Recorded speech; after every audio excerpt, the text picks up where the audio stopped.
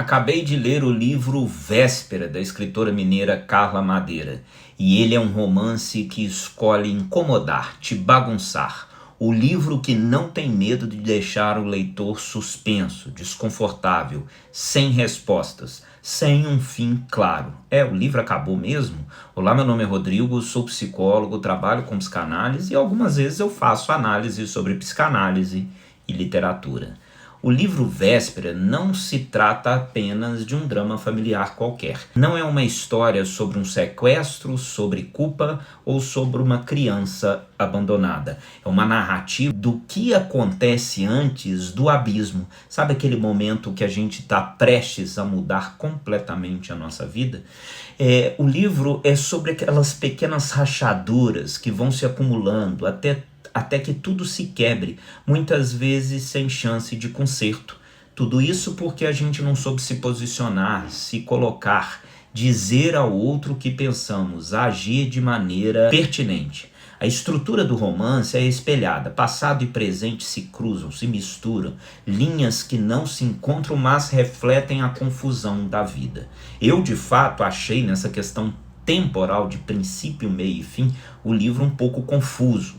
De forma geral, acho que a Carla Madeira se equivocou nesse aspecto. Mas, ao mesmo tempo, eu entendo um exercício ali de metalinguagem sobre essa confusão do tempo, né? O que é passado, o que é presente. Então, assim, Carla Madeira vai construindo um texto como se o tempo fosse circular. E talvez seja mesmo, desse tempo que se mistura, o passado que influencia o presente que responde a esse passado, e esse futuro que é escravo do presente. A cada capítulo, o leitor é levado a uma nova véspera, um novo momento anterior ao desmoronamento, como se a autora perguntasse a todo instante: onde foi que tudo começou a dar errado na minha vida? Você já fez essa pergunta possivelmente alguma vez na sua vida. Onde foi que a minha vida deu errado? Uma das protagonistas, Vedina, é uma mulher atravessada pela história de sua mãe, pelos silêncios de seu pai, pelo peso de uma maternidade que nunca foi realmente desejada. E o mais cruel é perceber que ela não é uma personagem fora do comum. Pelo contrário, ela representa muito essas mulheres do século XXI, com dupla, tripla jornada em sua casa. Ela é assustadoramente próxima da realidade de muitas mulheres brasileiras. Mães exaustas, cansadas, sofrimento psíquico, esposas solitárias, esposas agredidas por seus maridos, filhas que nunca puderam de fato ser filhas, ser crianças.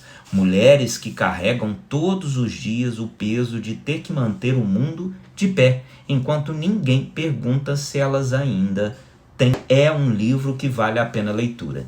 E tudo isso que contei aqui para vocês, sobre essa uma das protagonistas, Vedina, que abandona momentaneamente o filho Augusto na rua e rapidamente se arrepende, mas quando volta ele já tinha sumido, é só um pedacinho da história. O livro, na verdade, se centra o que trouxe a ideia da série, que a Bruna Marquezine será a protagonista, onde os irmãos gêmeos Caim e Abel, né, como o pai os nomeou, se apaixonam pela mesma mulher. E a partir dali há um desenrolar dessa mãe chamada Custódia, que luta para fazer com que os irmãos gêmeos não têm o mesmo destino dos irmãos da Bíblia, Caim e Abel, onde Caim faz aquela coisa com Abel, e a partir dali há um desencontro bíblico nessa história que vira toda o mito, né, de Caim e Abel. E essa mãe Custódia, desesperada por não repetir essa história, faz de tudo, e meio que de uma forma artificial, com que os irmãos tenham uma relação mais perfeita possível. No início da vida, inclusive, ela chamava os filhos de Abel e Abelzinho. Ela se negava a chamar o outro filho de Caim. E isso vai ter uma marca extremamente dolorosa na infância dos dois, quando eles se descobrem na escola sendo chamados de Caim e Abel. Rapidamente eles se separam na escola, se apaixonam pela mesma mulher de maneiras diferentes. Eles são extremamente diferentes, um é mais intelectualizado, cuida do corpo, o outro é super tímido, super fechado em si mesmo, com dificuldade nas suas emoções, afetos muito reprimidos. E tá feita a bagunça. Essa é a história. Até que as duas histórias se cruzam e a gente começa a entender meio confuso sobre o que se trata. E esse é o livro Véspera. É sobre o dia de ontem. É sobre aquela confusão que houve ontem e que a gente descobre que hoje será muito pior. Tudo porque a gente não olhou para o que aconteceu ontem. É sobre sermos vítimas do nosso passado, não numa posição passiva, mas vítimas no sentido de refletir aquilo que é sobre o ontem.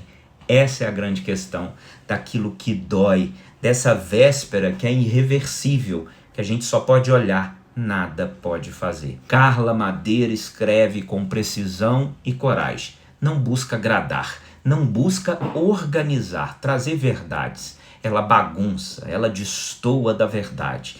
E em um tempo em que as histórias querem ser rápidas, reconfortantes e previsíveis, ela vai nos entregar uma narrativa que nada se resolve, porque a vida muitas vezes também não se resolve. A meu ver, esse é o grande questionamento do livro, sobre as vésperas, sobre os erros que cometemos e como pagamos o preço por nossas escolhas, inclusive o preço de não fazer nada. Sim, não tomar decisão é tomar uma decisão.